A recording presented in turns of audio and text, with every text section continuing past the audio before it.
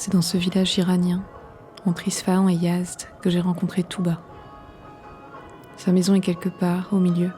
Elle ne se distingue pas des ruines. D'ici, on ne voit pas son toit. Depuis la rue, on perçoit son jardin, un tout petit carré enclos et sec, dans la porte ouverte. Derrière, Touba est si petite qu'elle s'entend avant de se voir, recroquevillée dans ses jambes, sur un tapis qui a fini d'avaler ses couleurs. Elle est de ces âges qui ne retiennent plus le temps. Son visage, ses pieds, ses mains ont la beauté des montagnes du sud, tout en calcaire bruni dans lequel l'eau, siècle après siècle, a moulé ses rides. Ce jour-là, elle tenait son hijab serré par une grosse pince. Elle a commencé à parler avant que je m'approche. Elle a continué en me tenant les mains.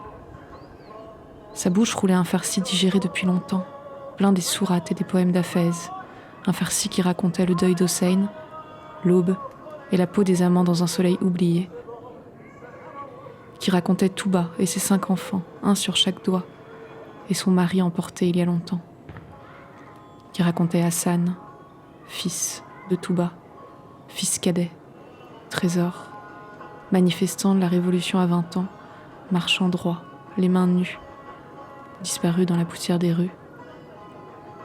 Le silence du fils qui ne revient pas, des portes de prison closes auxquelles on frappe une à une sans savoir, chaque matin. Chaque matin jusqu'à ce que le corps soit rendu par morceaux dans un bloc de ciment. Entre les sourates et les poèmes d'Hafez, Touba racontait les autres enfants élevés, partis vivants, et ce jardin qui reste. Alors elle se mit à pleurer doucement. La tristesse, c'était les grenades qui ne se laissaient pas assez de temps et qui pourrissaient avant de mûrir. Les grenades au bout des branches, les grenades par terre, et les bêtes, malgré l'épouvantail. Les bêtes dans son jardin.